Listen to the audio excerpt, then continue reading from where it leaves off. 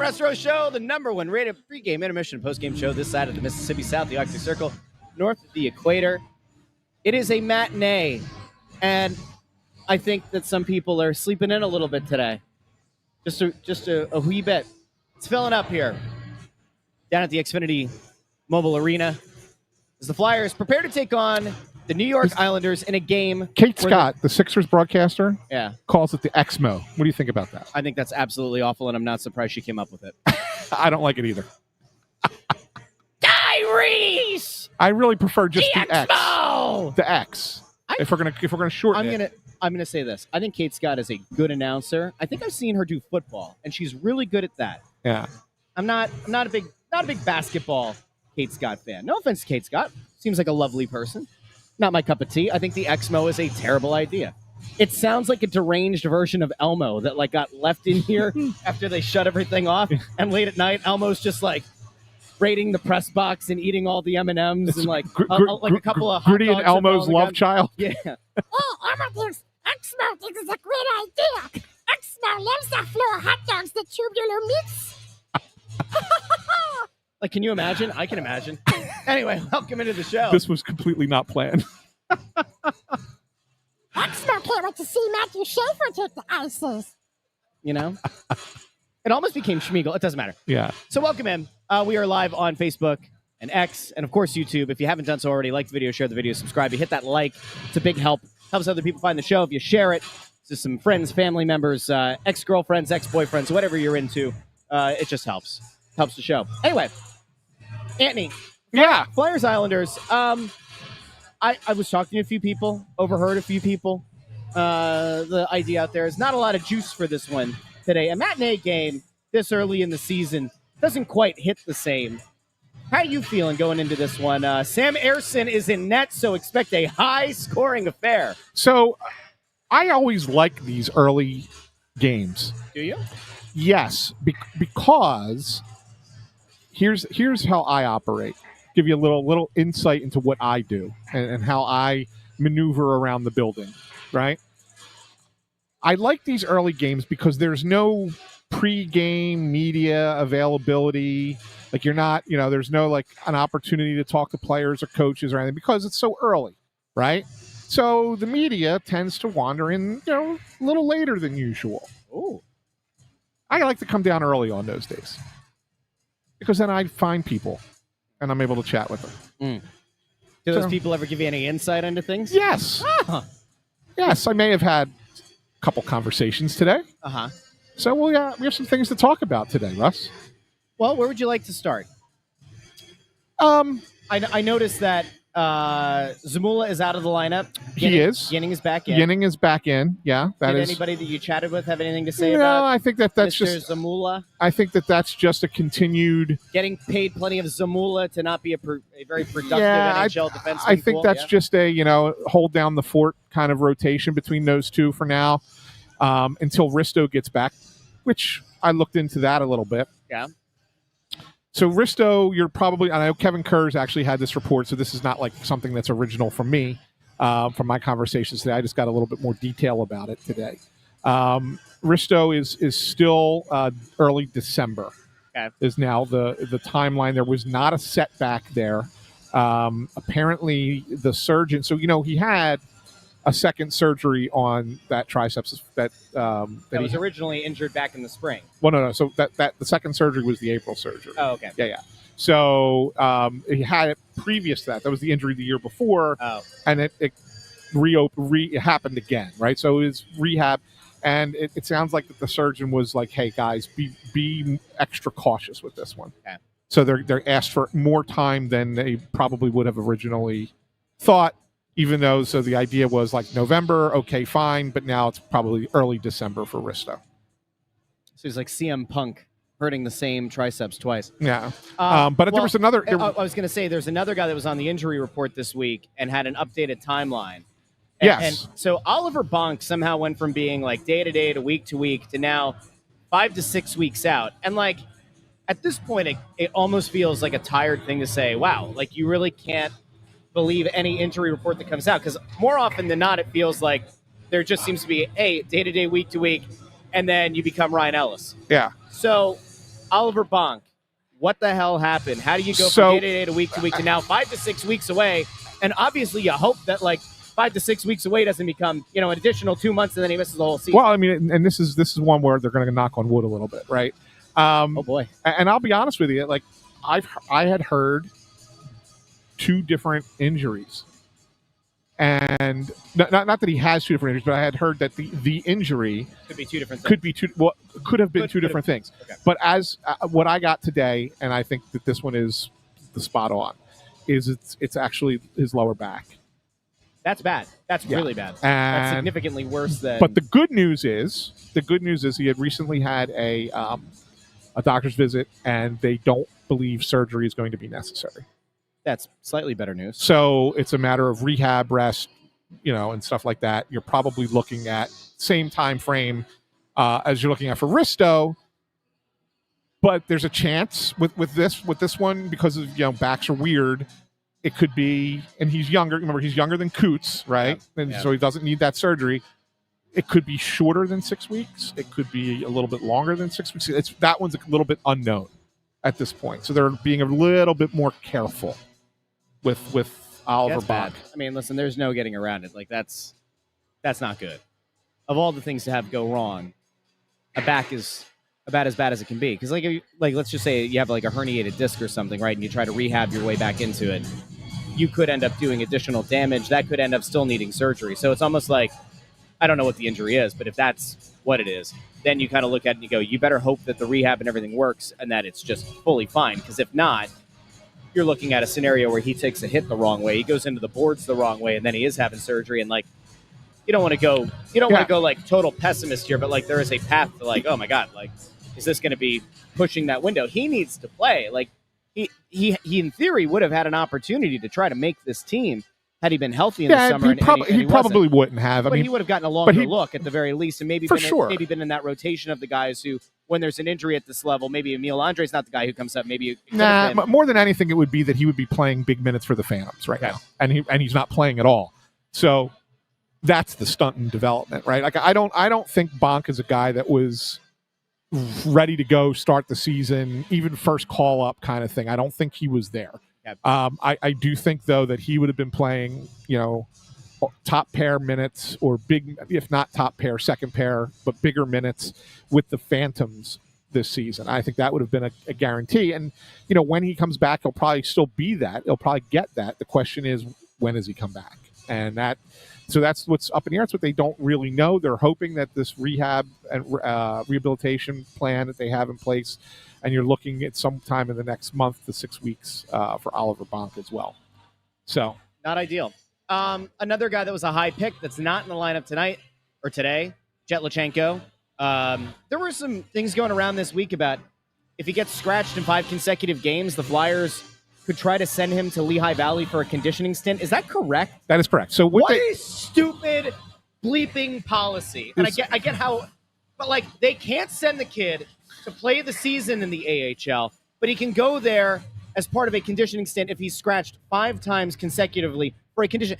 At least 5 times. I mean, this is one of the dumbest. I mean, great, it's a loophole. This is so blatantly stupid. You know who you blame for this, in all honesty? The National Hockey League, no, the Junior League, Canadian Hockey League is who you blame. I blame Nolan Patrick. I blame Cutter Gauthier.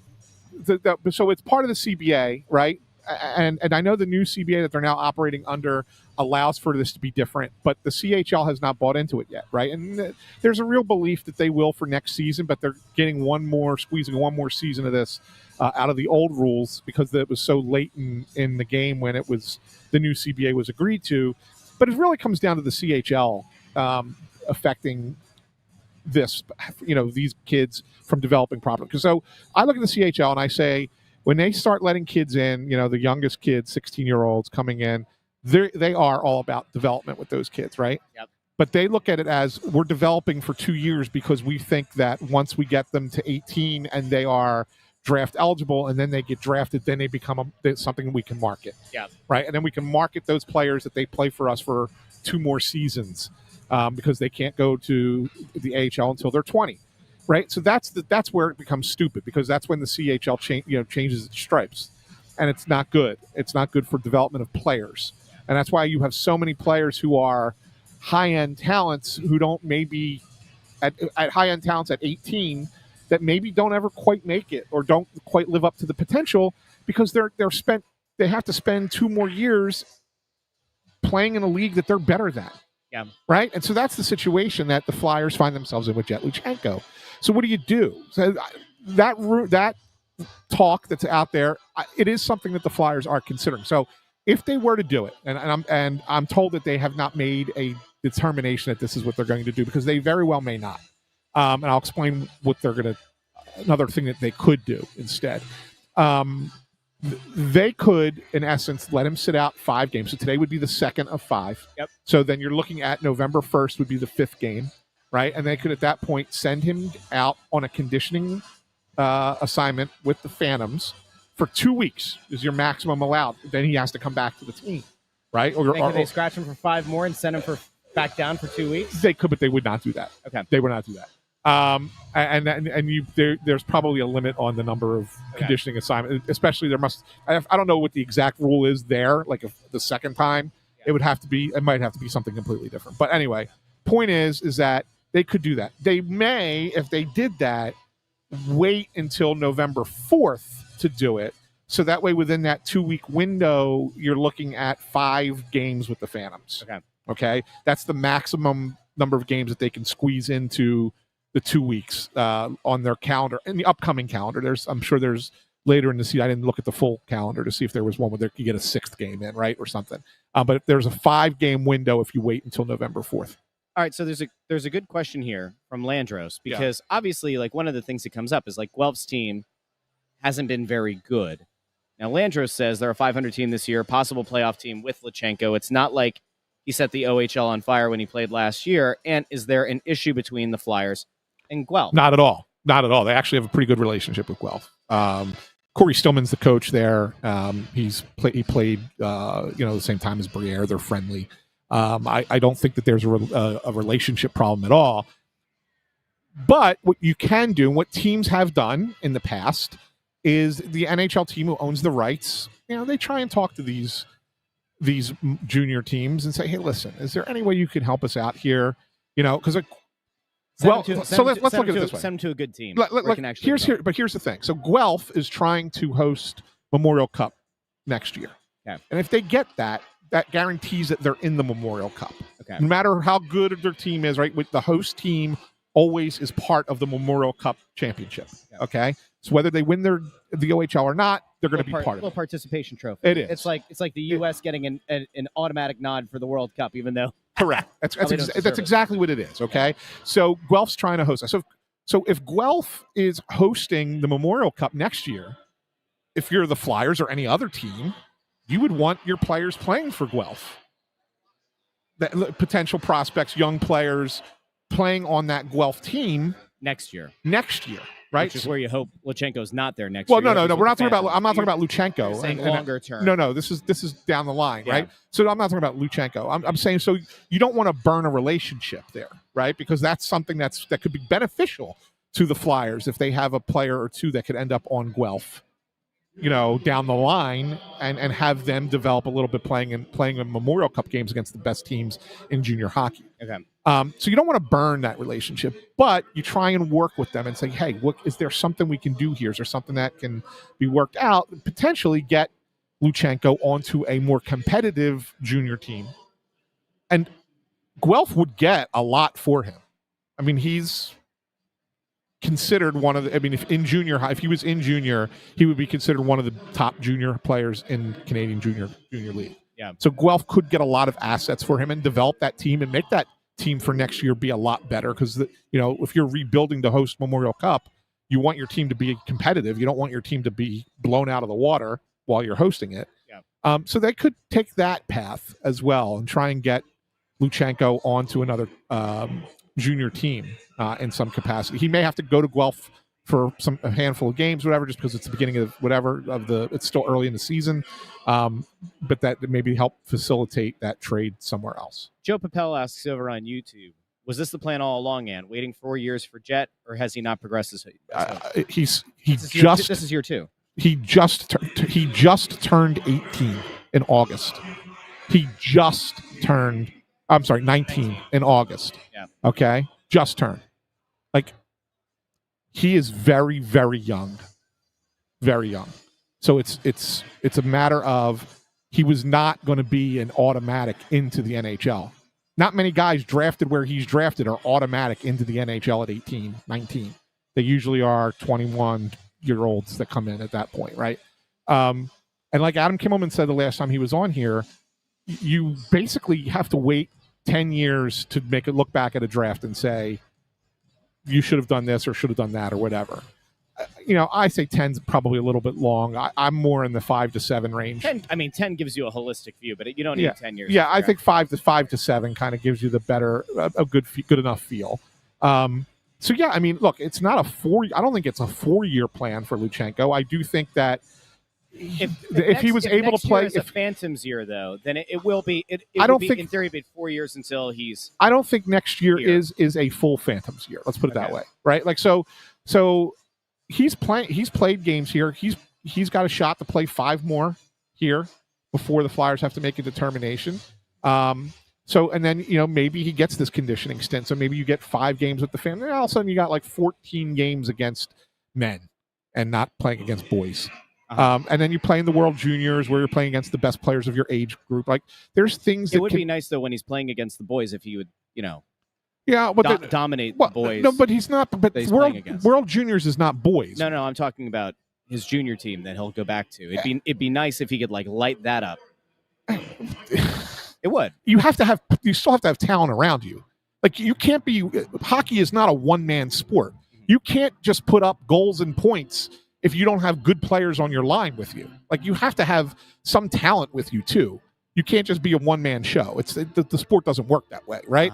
It's not like the NBA where one guy can light it up. I mean, but somebody does have to score the point. Yeah, he was on pace for like 30 goals last year. I mean, that's not as a 17-year-old. I mean, that's not bad. That's not bad, right? So anyway, point is that the Flyers have a couple of options that they can do here. I think he's going to end up back in junior hockey. I'm not certain that it's going to be. He probably goes to Guelph. I'm not certain he stays at Guelph. Let's put it that way. Okay. They're not excuses. They're not excuses, Dan. I'm sorry. They're not excuses. You're talking about a 19-year-old player. You're talking about 19, and he wasn't the first pick of the draft. So you're not expecting him to come in at 18, 19 and be a superstar.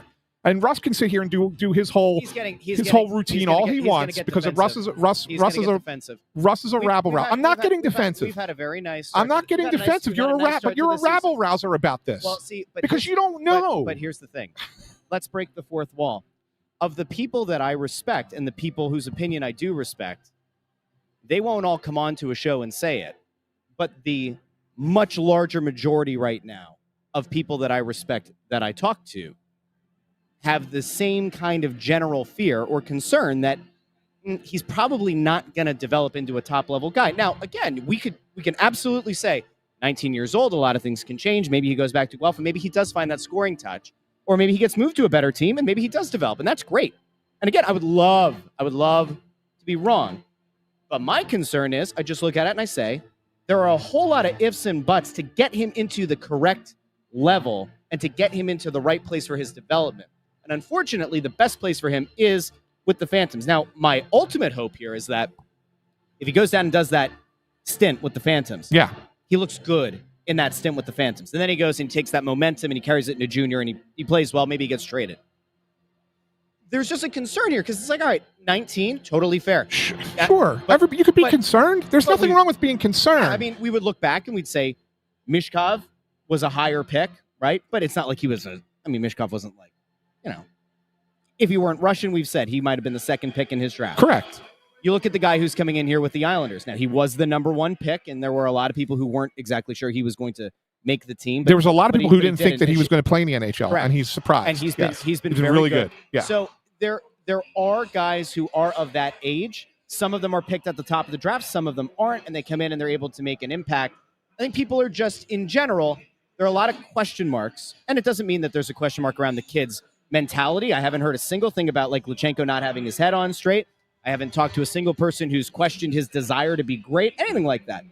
I think it's just a very big frustration that like he's sort of in a purgatory state that were it not for this dumb rule with his junior league, if he was on, he would be playing with the Phantoms. But here's the thing. We would feel. But here's the thing. Better. If he was on London instead of Guelph, no one's complaining about this because he's playing in London. He's playing with the best team in the OHL, and he's developing properly under the Hunter brothers, and he's going to probably be in the Memorial Cup and develop just as long. And everybody would be freaking excited about him coming forward. Yeah, right. That's what would it be. That's what it would be. So his situation is what has everybody concerned and has everybody worried. It's not the player; it's his situation that has everybody worried. And the whole notion of he's not shooting the puck. I know Rick talked about that, and we talked about that. And that's the thing. You do have to shoot the puck. Yeah. I'll make a comparison to somebody everybody knows. I want you to go back and look at Danny Briere's first 4 years in the NHL, or 3 years in the NHL. Yeah. He never shot the puck. He was scared to shoot the puck. He said, you got a guy like that. You're watching, or you're playing with the players that you grew up watching, right? And so you're at that age, you want to defer to them, right? So that's kind of a thing that could happen for a young player. Happens a lot to young players. It takes time to get that. Okay, I'm going to take control of the situation. I'm going to go in there and I'm going to make a play and I'm going to shoot the puck or whatever. Like, to be a little bit more selfish. It's okay to be selfish sometimes. Yeah. Not all the time, but sometimes. And I think it takes time for that switch to flip for players. Again, 19. He's 19. Yeah, look, if we're 3 years from now having this same conversation, then you guys are spot on. You're all right? But you can't be critical of a kid at 19 years old that he's not lighting it up and not showing you that he belongs in the NHL at 19. Like, you just can't. Sorry. Wait till Jack Nesbitt is playing in the NHL next year. Leapfrogs him. I'm a big Nesbitt believer. Darn it. I don't think he'll be up here next year. But Nesbitt, a very interesting prospect. All right. Let's get out of the negativity, the quagmire. Thanks, Jet. There's more. Thanks for taking us negative. What else do you want to talk about? Do you want to talk about Michkov? No, I don't. Because there's... Yeah, fine. Yeah, let's talk about Michkov. There have been some encouraging signs. I think there's more to worry about with Matvei Michkov right now than there is to worry about with Jet Luchenko. Well, if you want my honest opinion, I think that as an impact player on this team, yes, of course, on their ceiling and their ability to do. Well, no, and I don't mean long term either. I don't mean long term. I'm still very bullish on Michkov long term. Yeah. I think he's a star player in this league long term. Yeah. I'm saying in the moment, in this season, 25-26, there's a hell of a lot more to be worried about Matvei Michkov right now than there is about Jet Luchenko. Yeah, well, he directly impacts the team's ability to do anything of value. So I totally agree. What are you hearing about young Matvei? Yeah, it's not anything. What is wrong with? It's Matvei? Not anything new. Like we already talked. Nice we already talked about this, about him not being. And everybody knows by now came in and he wasn't in shape and stuff like that. I think that the concern around the team at this point is that will he catch up physically? Because it's not that he can't put the work in and do the work and get into game shape, but like if he starts here and the team starts here, right? And then as he's getting closer, but the team is also moving as well, you don't ever get a chance to catch up. The important time for him is going to be February. Because there's going to be that break. There's going to be that break. And the question... Well, he's going to be playing for the Russian team, so there will be no break. What Russian team? The Russian team that's not going to be playing in the Olympics. The Russian team that's going to play in their de facto thing. It's going to be like Russia. Is Israel allowed to play? Does Palestine do they have a team? It's going to be Russia, Ukraine, Israel, Palestine. It's going to be kind of like the Four Nations tournament. So wrong of you. You're going to be playing it. It is somewhere. So wrong of you. Why is that wrong? Hockey is for everyone. Have we not talked about this? Oh, my Lord. But really what that 3 weeks is going to be about for him is going to be, are you going to go take the time off and just go somewhere, go on vacation, relax? If he's in Dubai, we have issues. Or are you going to stay on the rink and work your ass off and get into the shape that you need to be in? And I know that's a little ways off. Like you're sitting there saying, geez, Ant, there's November, December, January. There's a lot of games left to go before you even get to that point. And yeah, it's going to be a struggle for the next 3 months. Like, Matvei Michkov may not have the season he had last year. And I think that's kind of working against him a little bit, because even though he had a coach that was hard on him last year, he had a good season. And so when you're that young and you think, well, I was able to do that my first year, I'm going to be able to replicate that no problem my second year. And all of a sudden things are a little bit harder now, right? They're a little bit more difficult. And he's finding that he's not going to be able to replicate that, and that he needed to probably do something different. We heard Rick Tocchet mention his diet a couple of times.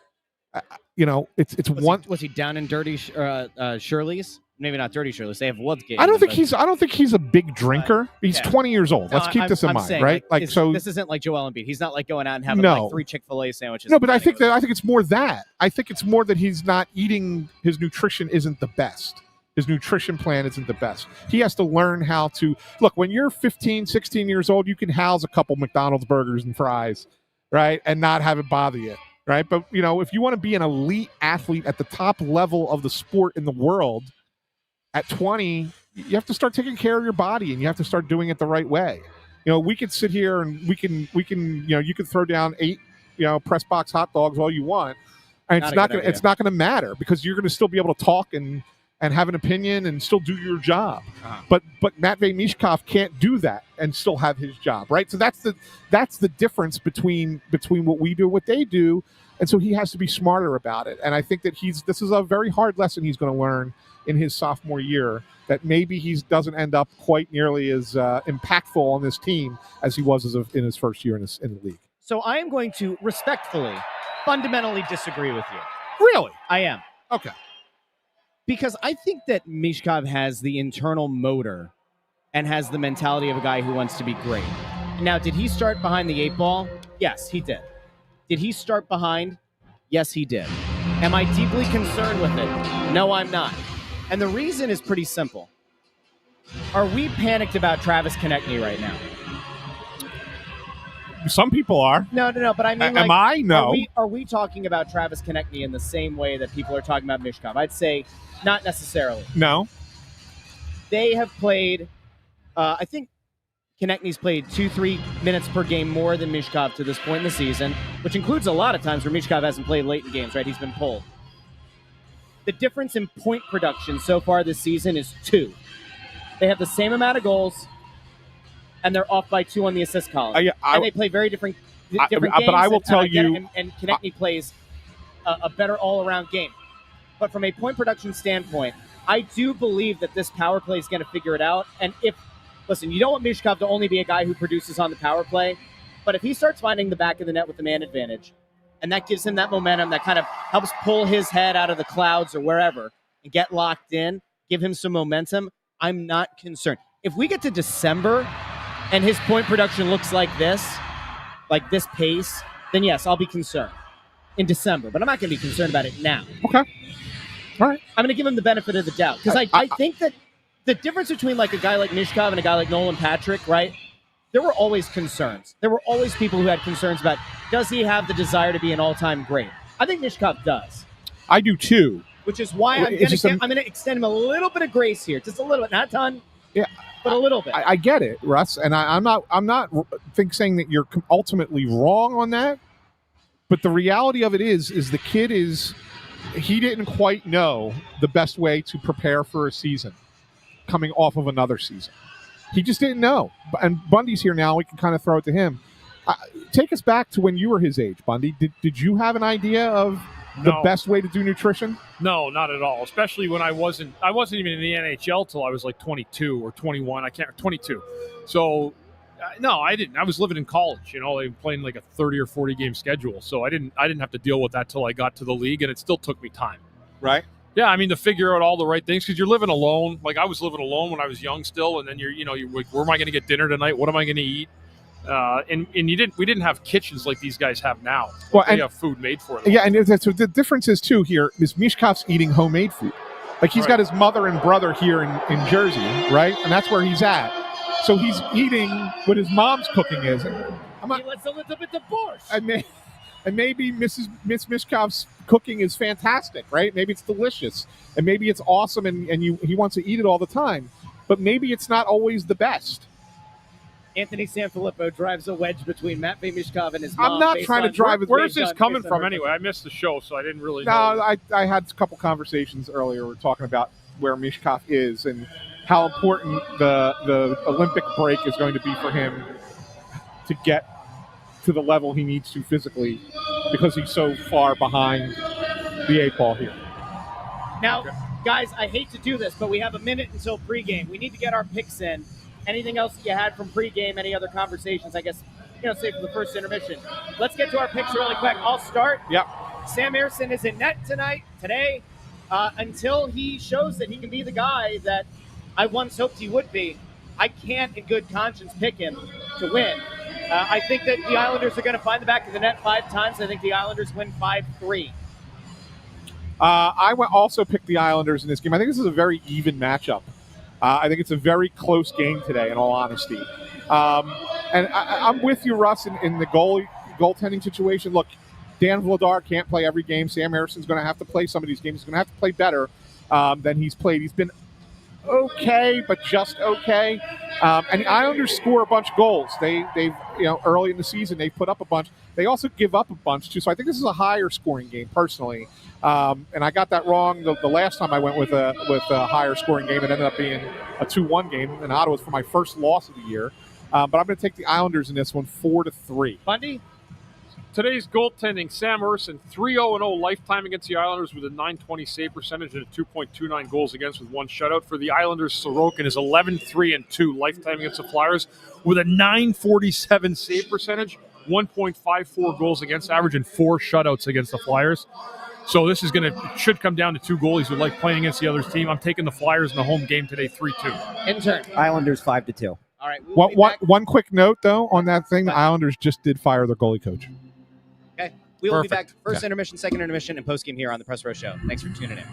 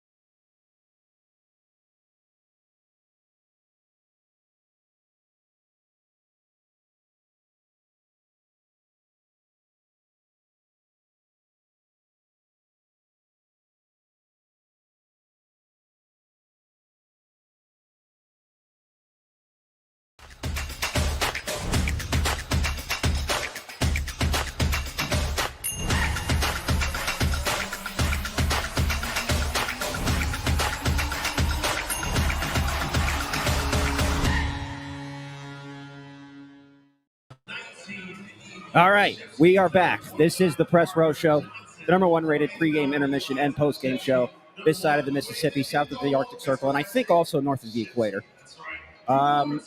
You're not seeing things. It's me, intern Andrew. We lost Russ. Yeah, Pour one out for Russ. Yeah, so Russ went one too many times in on the Jet Luchenko Zeev William debate, and I threw him over the side. Had enough.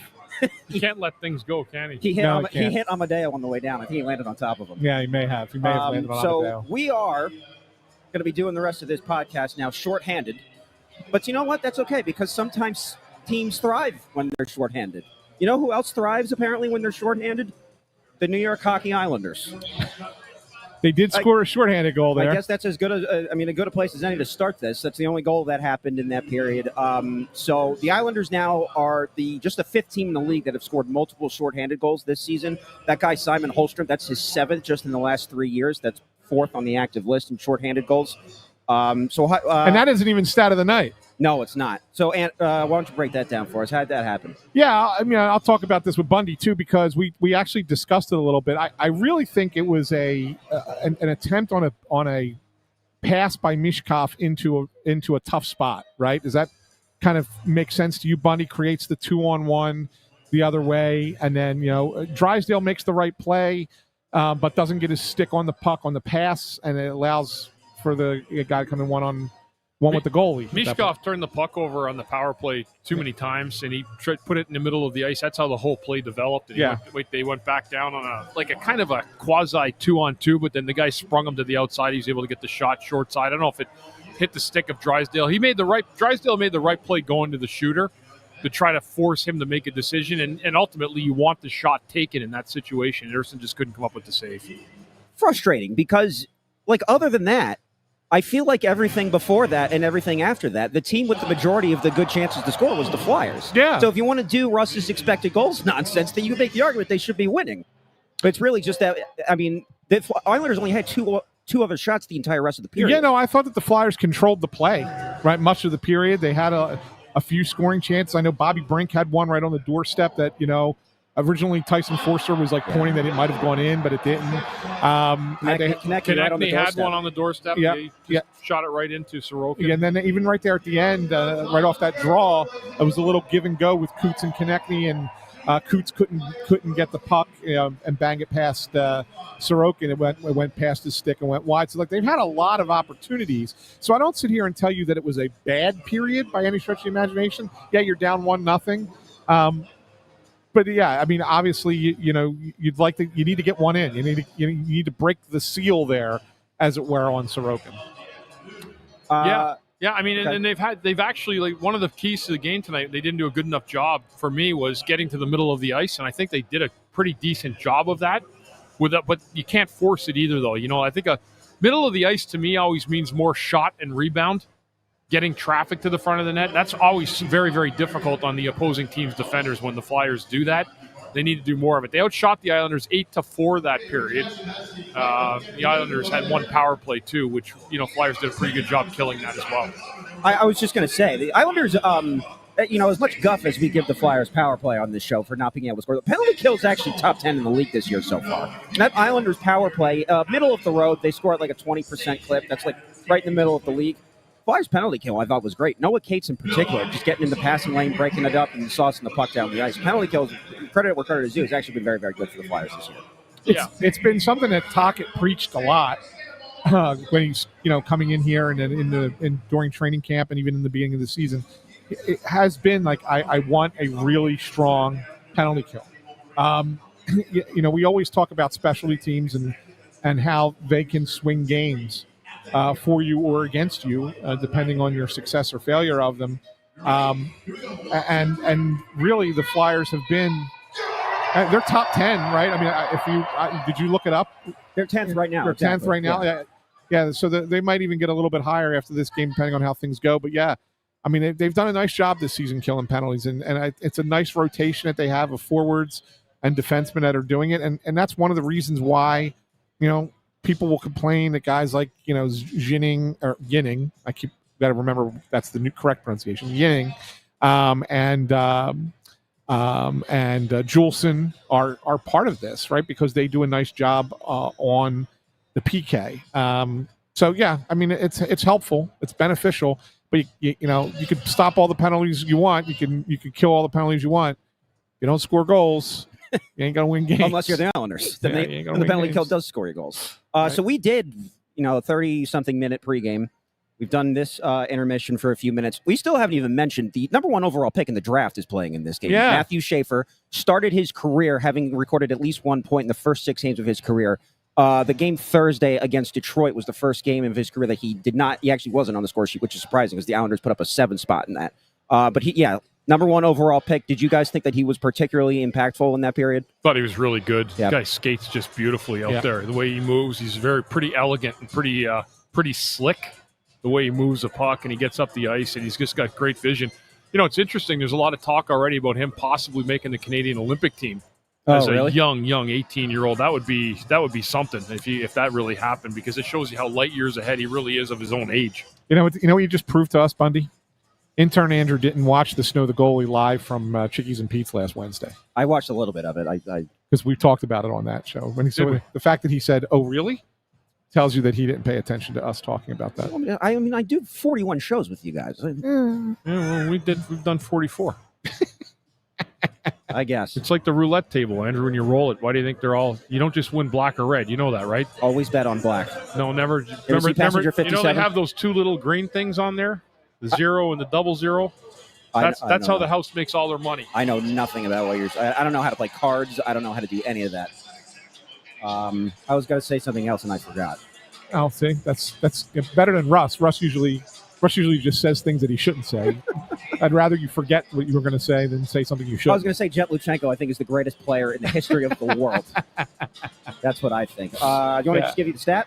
Yeah, why don't we do that? Stat of the night. Yeah, sure. So going back to Monday, the lone Flyers goal in that game against Ottawa, Sean Couturier had an assist, which moved him ahead of Mark Howe for 10th on the Flyers' all-time assist list. So Congratulations to him. And then coming into today, keep an eye on Travis Konecny, who comes into today with 199 career goals. So if and when he eventually gets it, he'll become the 9th player from 2015 draft class to get to the 200 goals mark.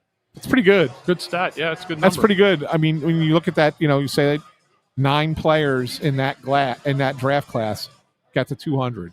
That's not a lot. I forgot to look up who the other 8 are. I mean, you can find that. It's pretty easy to find if you go to Hockey DB and just look at the draft. It'll give you all their stats. McDavid, Eichel. Yeah. Marner, I think, is probably there, right? Yeah, probably. Pavel Zacha. Maybe. Werenski wouldn't have 200 goals, right? No. Rantanen. Yeah. Okay. Yeah. I mean, that's pretty good. There's Kyle Connor. Okay. Where did they draft him? Oh, 24th overall. Okay. Yeah. 24th overall. Flyers to Travis Konecny. Okay. Maybe because Ersson. Should he have stopped that puck? I don't know. I don't think it's a soft goal per se. But it's one of those ones where you go, goalie, make a save, help us out. Yeah, you got to make that save. That's like one of the ones. I know it's not a super easy save, but you got to make it. Right. You just got to find a way to dig in and make that stop. Because your team's on the power play, it's deflating. And to the Flyers' credit, I don't think they stopped playing the rest of the period because of that goal, but it's a deflating goal to let in. I'm with you. I'm with you on that. And that, I mean, yes. I mean, it's again, you look at it and go, oh, is that a soft goal? No. It's a tough shot. But good goalies make the save. I think Darth Ladar would have saved it. That's what Russ would say. He would have used the force and kept that out of the net. So I want to bring this up. Just what? I just love that you always compare yourself to Russ when you fill in the. I mean, I'm basically just him. No, you're not. You know what? You can be better than him. That's right. Never. I will never. I will never be as good as Russ Joy. There we go. Hey, you figure like the titans of this industry: Howard Stern, Don Imus, and Russell Joy. Yes, exactly. That's the same company I put him in with. Yeah, absolutely. And Kirk Minahan, of course. Podcast Jesus. Yeah. Okay, so I'll just bring this up while I have you here, Bundy, because I've been wondering it. I never got the chance to ask you. So Thursday, when was the last home game? Was it Monday night? Monday. Regardless. Right. Yeah, Monday. You weren't here, right? And Bundy was obviously doing radio, so it was just me, Russ, and Jackie. And Jackie said something that I actually disagree with, and I want to run it by you, seeing as you were a defenseman in this league for a very long time. Her claim is that the Flyers, defensemen, Ersson's been struggling this year because she thinks the Flyers defensemen might be a little bit too lackadaisical because they're more familiar with Ersson, and they're not familiar with Vladar, and that's what's making them turn up their game, and that's why Vladar's playing better. I actually think it's the opposite. I think it's because the defense knows that Vladar is better, and that if they make a mistake, then he'll be able to clean it up for them. So they're playing a little bit more relaxed in front of him and not too uptight. So I'll run it by you. Did you, in your career, were there goalies that you just liked playing in front of more than others? Is that a thing? I think at the end of the day, the stats don't lie. The good goaltenders' numbers will hold true, and then the guys that are a little less than that, their numbers will eventually fall to the same water level that they're supposed to fall at. I always felt good with a comfortable, a good goalie in there, that was making the save, routine save. I don't care if you get banged up for a real bad goal, but it's the ones you got to make the routine save. That, to me, that's the most critical part of being a goalie in this league. Yeah. I tend to disagree with her assessment of that. I do too. Yeah. Yeah. I don't necessarily. I don't think they play lackadaisical in front of them. She was saying because the Rangers had Henrik Lundqvist, so they didn't have to be perfect defensively. And was like, did you just compare Sam Ersson to Henrik Lundqvist? Yeah. I don't know that that's an apt comparison. I mean, I'm paraphrasing her. I may not be doing her totally justice, but I was just curious what your perspective was on it. Yeah, I would tend to think that along the same lines as you, Andrew, that you feel more comfortable playing in front of a goalie you have confidence in. That's what I think. Than you would a goalie that you have less confidence in, right? But so if you trust your goalie implicitly, you're more willing to try things on the ice. Whereas if you sit there and go, oh, the guy behind me is questionable, I got to be perfect out in front of him. Yeah, and you know what I'm saying? And you don't want to. You think about not making the mistake as opposed to making a play. Yeah. Talking about more of the defenseman, just the mental thought of it, the mental side of it, right? Yeah, instead of the best way to play hockey is to not think, it's to react, and that's really the best way to play this game instead of thinking about it too much. But you can.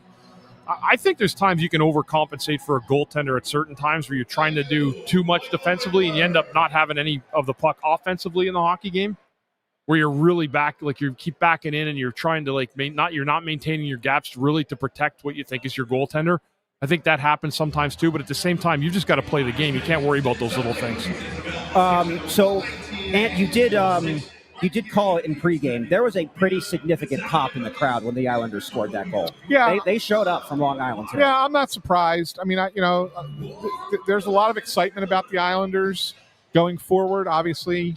When you get the number 1 overall pick and then he comes in and he's showing you why right away he was the number 1 overall pick and they got a couple other young talented players there and they're kind of an interesting team. They have a really good goalie in Sorokin.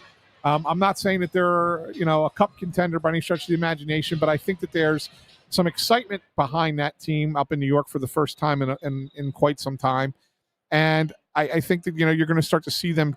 If their fans can get to games in, obviously Madison Square Garden or up in Jersey or down here in Philly, Boston, maybe make those short trips, you're going to probably see a bunch of Islanders fans now because I think that they're starving for a winner. Those secondary New York teams always are.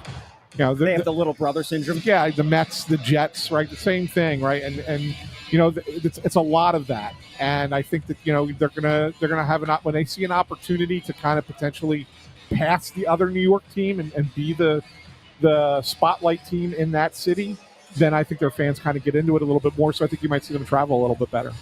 I said that to say that I think the last thing we do have to mention, the only time that the crowd actually really got into it here was the Garnet Hathaway fight. Yeah. He really tuned up Scott Mayfield with that. So that's 2 games in a row, I think, that the Flyers have gotten into a fight and the other team left bleeding. So Konecny did it to Ryan Lindgren the other day, and now Garnet Hathaway against Scott Mayfield, which hopefully they're able to carry that momentum into this second period because they need something. That was a good one, right, Bundy? That was a good fight. Little scrap. Yeah, good fight. Good little scrap. And you know what? To be honest with you, I don't think Hathaway was looking to fight in that moment. I think Mayfield didn't like the hit.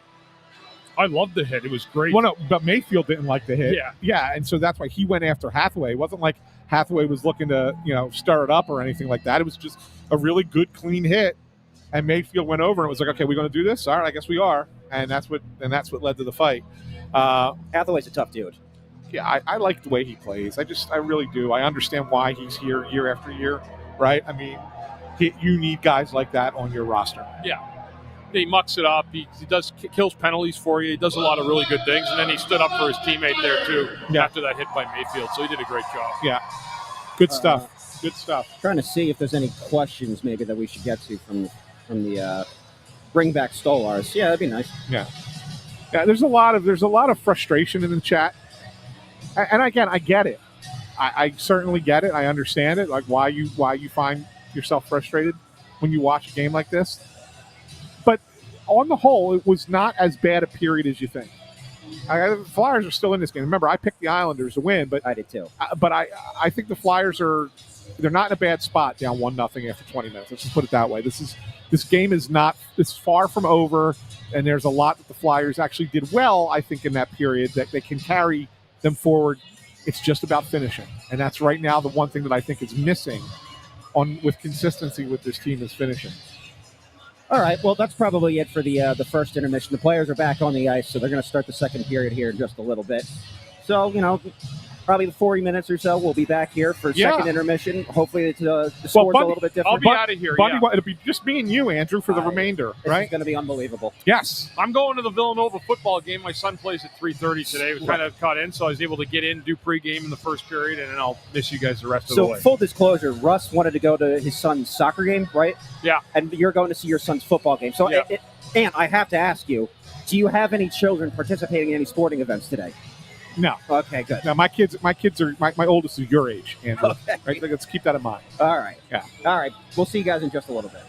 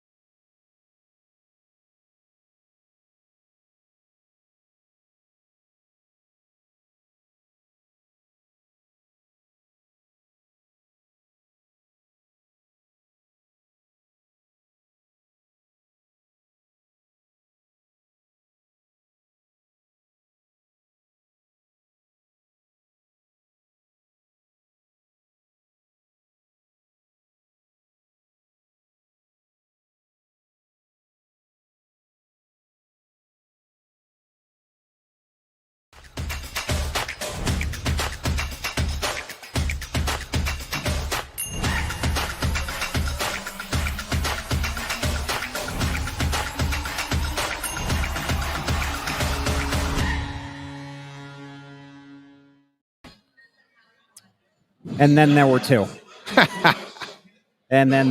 We're back in the Press Row Show, the number one rated pregame, intermission, and postgame show this side of the Mississippi, south of the Arctic Circle, north of the equator, etc. Where do you want to start, positive or negative? What are you feeling right now? Let's start positive. Go ahead. Trevor Zegras is an Apple's machine. Apple's machine. So it's a heck of a pass, man. Six assists through his first 8 games of the season. I went and looked. The most assists he's had in his very young career so far, I think he's like 42 in a year. Yeah. If I did the math correct, which is entirely possible, I didn't. I believe now, having gotten 6 and 8, he's on pace for 61.5 assists this season. I think it might be higher than that, right? So if you play 82 games, you would assume that's 60. But it's 61. 60, yeah. That's what so you said 61. Okay. 61.5. All right, yeah. All right. In the comments, correct me if I'm wrong. So 6 out of 8. So you would do 6 times 82 and then divided by 8. In the comments, let me know if that's correct, if I did that correctly. Yeah, I can't remember what the formula is. That sounds right. I mean, if that ends up holding true, which I don't know if it will or not, I mean, that's exactly what you would want out of Zegras, right? I mean, and then some. Yeah, I mean, no, it's fantastic. Obviously, you want to see him score some more goals, right? Which he hasn't done yet. But yeah, I mean, you want him to be a playmaker. You want him to make plays, and that's a perfect example. It's a great play. It's a good play by Dvorak too, to catch it and then go to the backhand, right? So that's a smart play by Dvorak, but. Really, it's a great pass by Zegras to put it right on the tape in the right spot at the right time. I mean, that's like a quarterback hitting the receiver in stride, is what that is, right? Yeah. So that was a really, really good pass from him, and yeah, of course, that's what you want to see. You know who got the secondary assist on that? No, who did? The Matvei Michkov. Oh, that's right. Yeah, Michkov did get much needed. Another point. Another point. Yeah, that's great. That's exciting. Exciting. He got a secondary assist. The goals all count the same. It doesn't matter who's scoring them, right? Yeah, true. Negatives, I would say. I don't. Wait, before you get to the negatives, okay. let me just one other funny thing. First of all, I want to apologize to the fans for starting late here, but I was on the phone at the end of the period, and I couldn't get the person off the phone in time to come right into the game. So right into the intermission here. So I apologize for being like 2 minutes late. One other positive, the thing about Dvorak, right? The funny thing, right before the shift before his goal that he was on the ice, I looked to Bundy and I said, "Have you seen anything through the first 7 games this season from Christian Dvorak that makes you think, oh yeah, that was a good signing? I know it's only a 1-year deal, but 5 point whatever million." I said, have you seen anything? And he looked at me and goes, "No."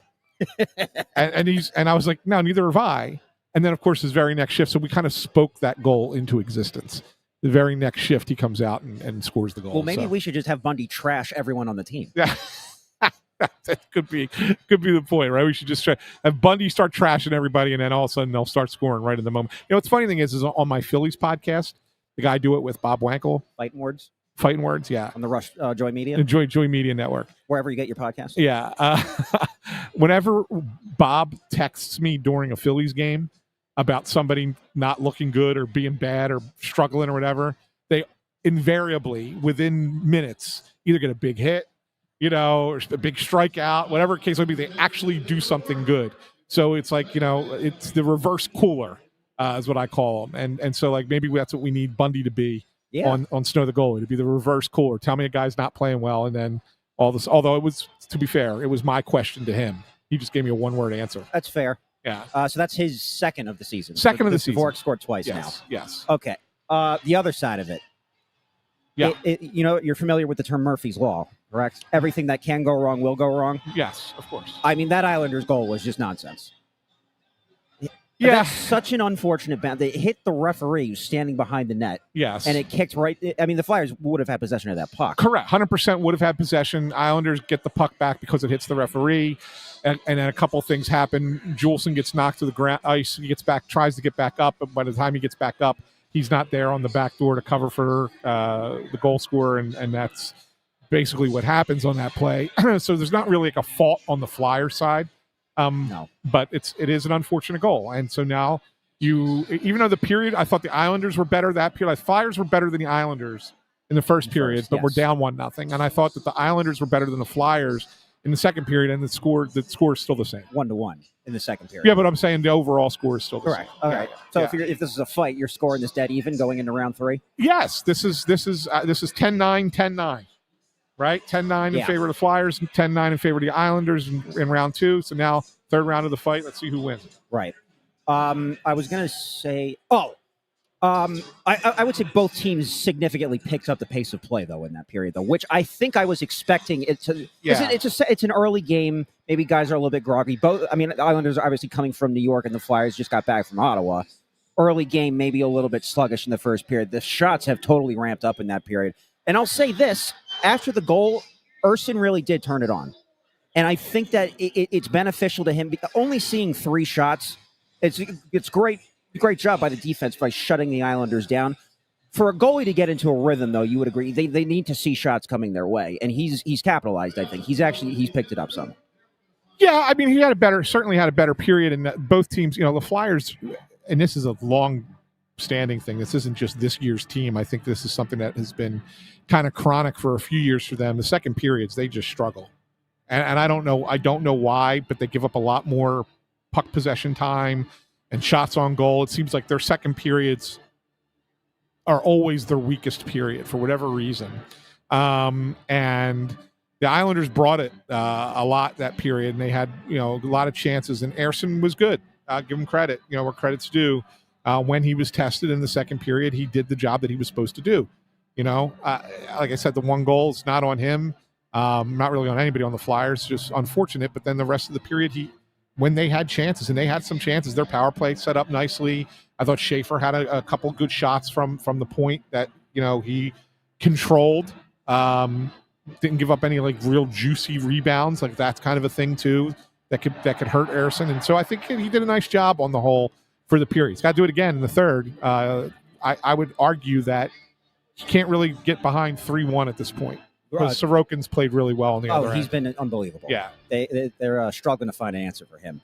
And then the other thing was the Flyers' first penalty or the first power play in that period. The Islanders actually almost scored again shorthanded. I don't think Ersson got a piece of that, right? It just hit the corner. Yes. Yeah. Yeah. So that would have been something. Islanders scored 2 shorthanded goals in this game. And then the Flyers' power play. I'll say this compared to last season. At least they're getting shots, but like I said with the Murphy's Law thing, you had that scramble in front where York just missed the net. My guy Bobby Brink had an open shot in the circle and just whiffed on it, and the Islanders cleared it. But they're moving it around better and they're shooting more. By the way, I think Bobby Brink's had a great game today. Him, Cates, and Forster, they bring it every game. Every game, but I think specifically if you're looking for one player who is who you said to me, what one player has stood out the most for you in this game? For the Flyers, and I would tell you it's Bobby Brink. I think Brink's had it's all around a really, really strong game today. And then another highlight, I would say, Owen Tippett just laying the hammer down on Tony DeAngelo. You might have even been walking away during that. Yes. But he put him flat on his back, which that was very funny. Funny thing about DeAngelo, there was a penalty on DeAngelo in that period that was not a penalty. And it was such a delayed call by the referee. It made me think that the referee looked at the play first and said, "Yeah, that's clean." Looked up and saw that it was Tony DeAngelo and went, "Oh, it's DeAngelo." Arm in the air. I don't think you can do that. If you want go back and watch it. Go back and watch the play. Right? If you're sitting at home, go back and watch the play and watch the official because he doesn't call it right away. He called it after he looked up and saw who administered the hit. I'm just throwing that out there. They will deny it till the day is long, but I really do believe that was the reason that was ultimately called a penalty. I don't think it was. It's like who's the guy that played for Albert Hainsworth and Indomitian Sue. They used to love throwing flags on those guys. Exactly. For whatever reason, in the comments, we're getting their @name and not their normal name. I don't know why, but Guido Valenti, Yinning and Juleson are good pair of defensemen in the AHL. I understand the concern with them. They're not very good 5-on-5. They're really not. But they both do a good job when they're asked to kill penalties. For what it's worth. It's worth. I mean, yes, neither one. Juleson to me is a 7. You could put in. I think Yinning is more of an AHL goalie. I mean, AHL defenseman. He's definitely an AHL goalie. Yeah, it's just not an AHL goalie either. He's AHL defenseman. Yeah, I know. And look, and I know everybody's going to be saying, well, this is why Emil Andre should be up here. Again, I hear you. But Emil Andre should not be playing third pair 12 minutes a night. He can't kill penalties. Like that's a thing. Like, I mean, it's right now, it's just not the right fit on this roster. Just isn't. Wally 60-40. I'll take Bonk with a bad back over Yinning and Joel. What's the Flyers? Let's just say magically I can make Oliver Bonk healthy. What is the Flyers' actual expectation for what he's going to become once he actually gets here? Well, is he going to be a top pair defenseman or no? Probably not. He's probably a second pair guy in the end of it, and that's fine. I mean, that considering where he was drafted, that's pretty on point for a guy that's there. I mean, could he get higher? Maybe. You never know. But I think that you look at him and say, really solid second pair guy. That's top four, and that's what you need. I mean, you're drafting when you're drafting guys in late in the first round. You're probably looking. You're hoping their ceiling is, second line high end, third line low end for forward, second pair defenseman, high end, low end, third pair. And if it's a goalie, well, goalies are goalies. It's a whole different thing. But, so yeah, I mean, but I don't think that the expectation is, even if Oliver Bonk was 100% healthy right now, I can't imagine that he would be in the NHL. I think he would be on the Phantoms. All right, do you want to do trivia? Yes, we got to do it. I got to play you in all by myself. You're going solo? I got to go solo with the music. You don't have to if you don't want to. Yeah, no, I'll do it. I'll do it. I'll try and play all three parts here. Ladies and gentlemen. Okay. Anthony SanFilippo.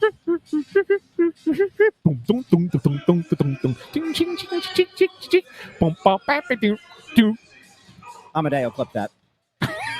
That's gonna be a soundbite on the show. There we go. All right, so it's just me answering the trivia question tonight. So I will see how well I do. You may have been were you working for the team for the 15-16 season? No, I was actually 15-16 would be the 1 year that I did not cover the Flyers. Okay. I left the team after. Let me rephrase that. I left the team after 13-14.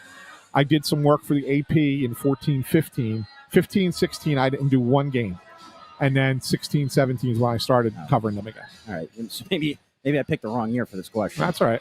Well, if you remember, the very end of the 2015-16 season, the Flyers clinched a playoff spot here at home against the Pittsburgh Penguins. It was the last day of the regular season in the NHL, except for the Flyers and Islanders, because they had a game that got snowed out earlier in that season, if you remember. Yes. So that Monday, they actually played, as did the Ducks and Capitals. They were another game that got snowed out that had to be rescheduled. There were only 2 games in the NHL. Neither of them really mattered for anything, so the Flyers were playing a lot of the guys that didn't normally play.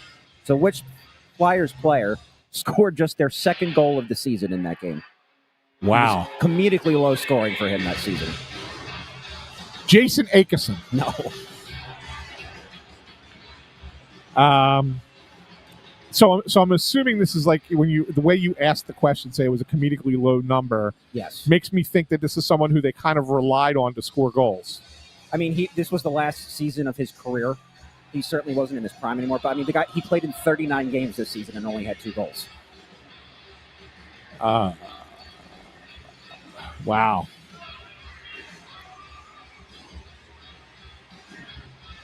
Yeah, that's a tough one. I know, it's a kind of a random question. No, it's fine. It's a good one. Trying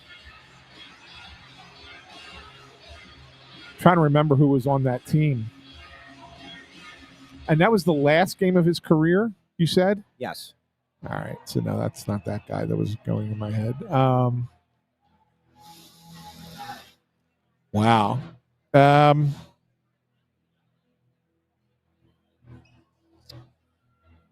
I'll give you. He had two separate stints with the Flyers. 2 separate stints with the Flyers. Forward? Yes. The pride and joy of Pittsburgh, Pennsylvania. Did he play for Tampa? No. No. Actually went to Ohio State. I didn't know that. That's not good. Huh. He spent a long time with Columbus in between his 2 stints with the Flyers. Wow. I have no.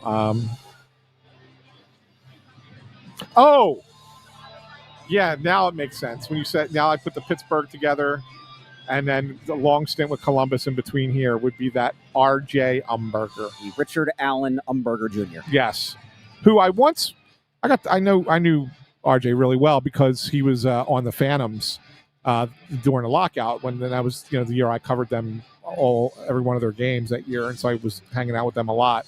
I once went to there was a restaurant down on South Street, and I forget what the restaurant is, but they had decided that they were going to create the Yum Burger.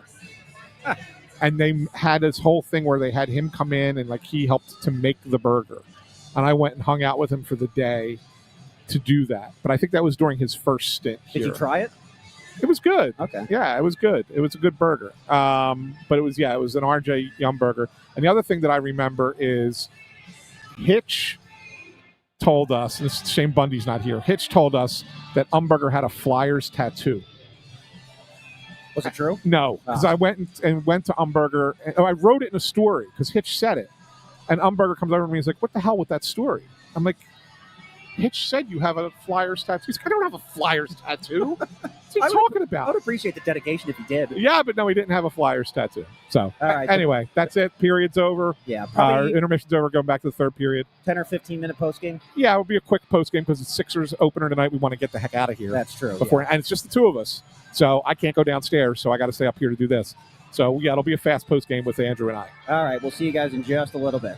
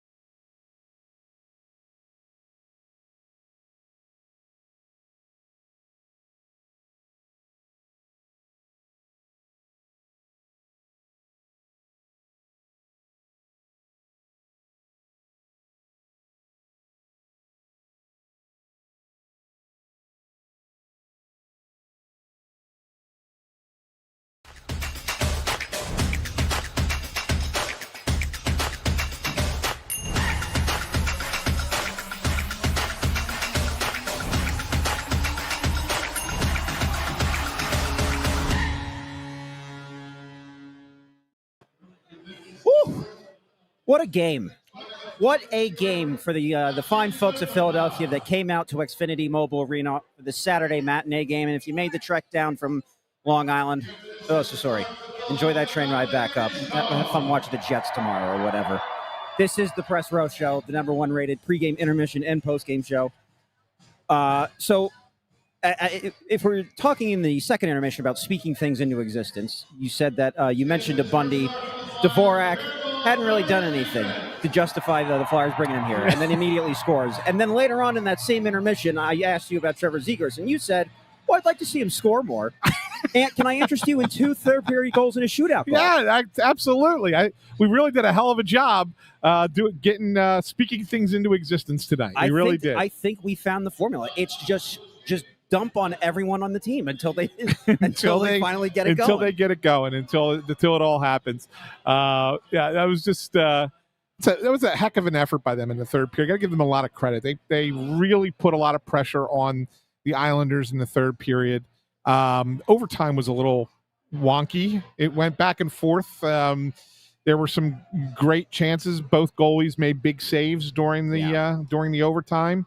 And then it gets to the shootout, and it's a coin flip. I mean, Zegras 62% in his career coming in as in the shootout. He scores, but then the Islanders answer right back, and then it was Matvei Michkov getting the game winner in the shootout, and then Sam Ersson stops Anthony Duclair on the final opportunity, and the Flyers come out of here with a good 4-3 win. Look, this game was in my mind, Andrew, was a matchup of 2 very evenly matched teams. It was very spirited.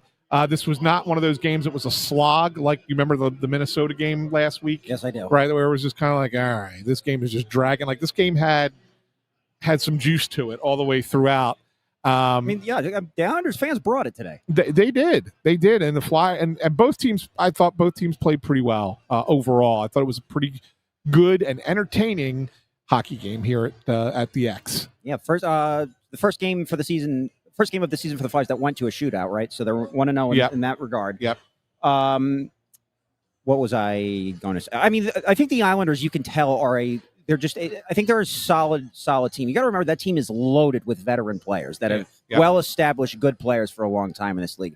They're pretty reliable moving the puck. Not a lot of bad turnovers from them. So for the Flyers to get 2 points out of this, I think is pretty impressive. I think we have to give Sam Ersson his due diligence, though.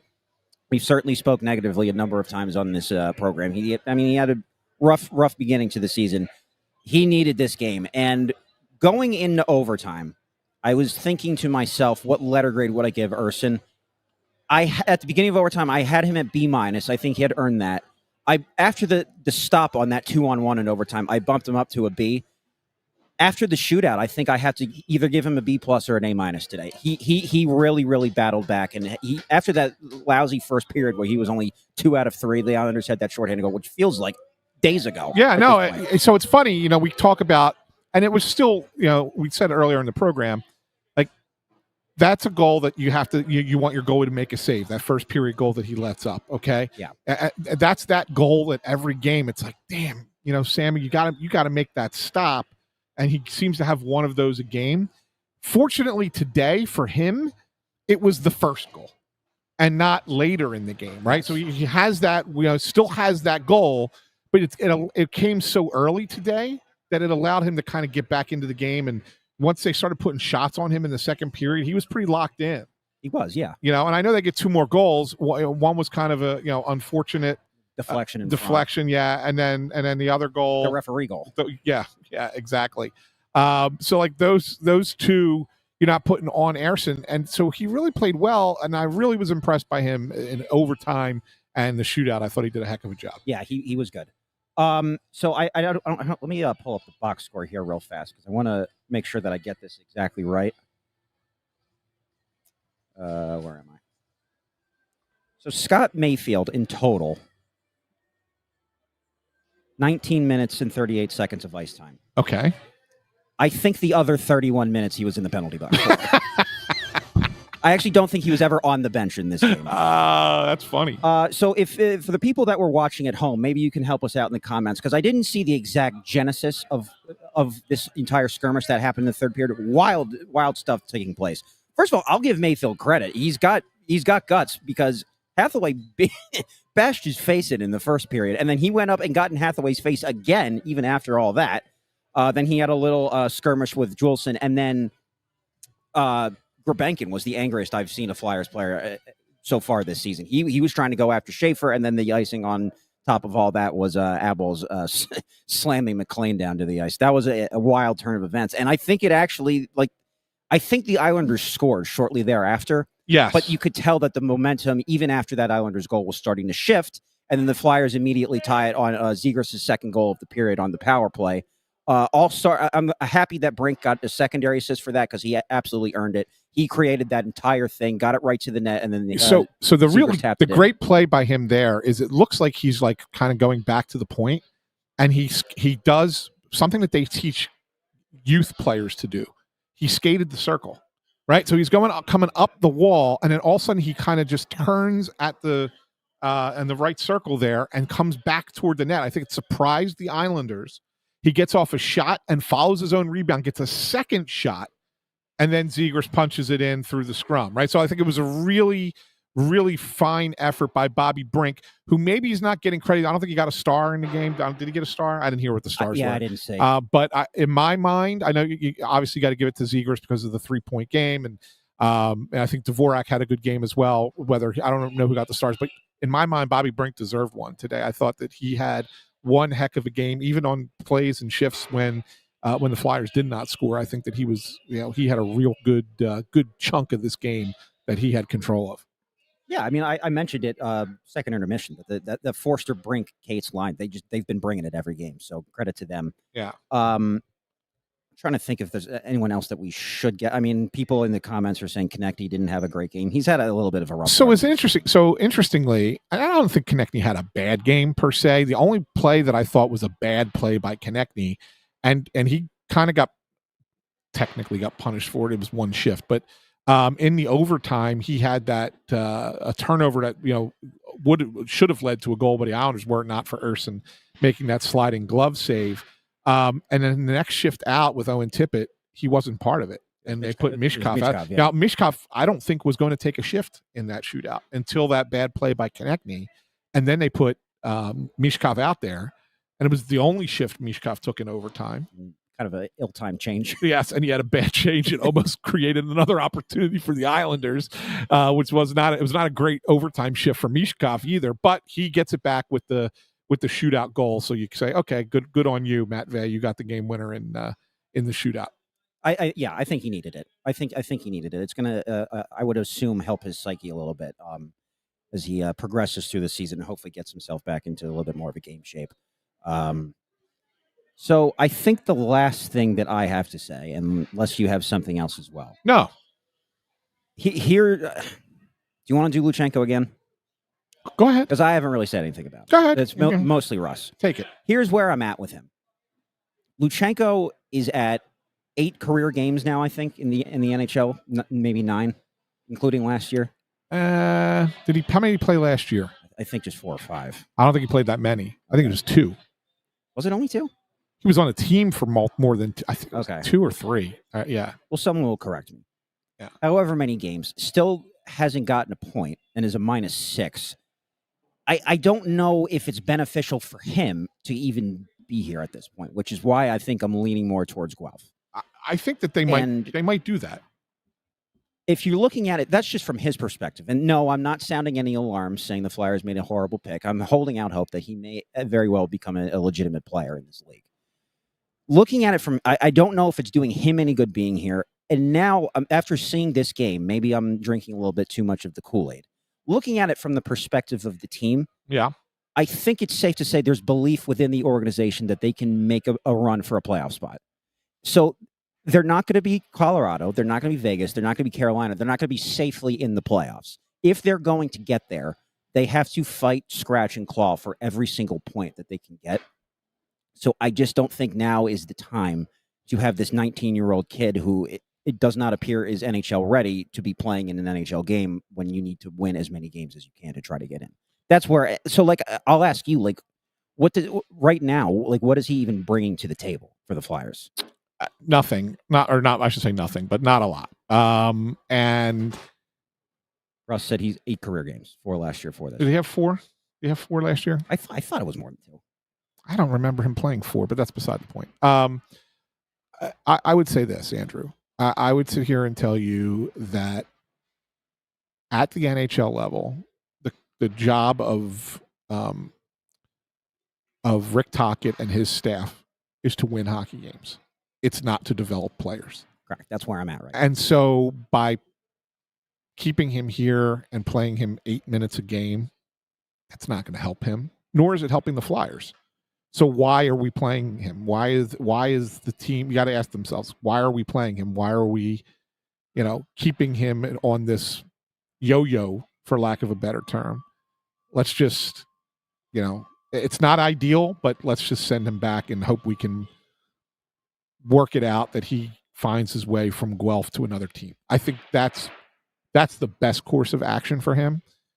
The whole. And they might do the thing just to see what he looks like against playing 20 minutes on the top line against veteran AHL players. Like they might do that just to kind of get a baseline for that, like see where he is when he's in one of those top line roles or top 6 roles. But ultimately, the best thing for him is to go back to junior. Yeah, I think that's probably where Yeah. we're at with him right now. If he goes back to he's still eligible for the World Junior Tournament, though, right? He's eligible either way. Okay, yeah. Yeah, the Flyers can loan him to Team Canada if they want. That may be a World little Juniors. bit better of a litmus test for him to see where he's at, because He's going to be on the World Junior it'll team. be obviously very, very good competition at that tournament, but at least they're all players that are his age and have the same or lesser NHL experience. Yeah. I think that may be a little. Now, whether or not he's playing every day for Canada in that tournament remains to be seen. Yeah. Also, have to remember Canada hasn't made it past a quarterfinal the last 2 years, so Yeah. they may only have a small sample size for that tournament. Yep. There's a shot at the Canadians for you. There you go. Good work by you. All right. I mean, I don't have anything else. Is there anything else that No, you feel needs to be said? You still have to finish the story there, right? Gee, thanks. All right. So I won't keep you there. And then I think I have to host again on Tuesday. Why is that? No, Russ. Russ isn't here Tuesday either? No.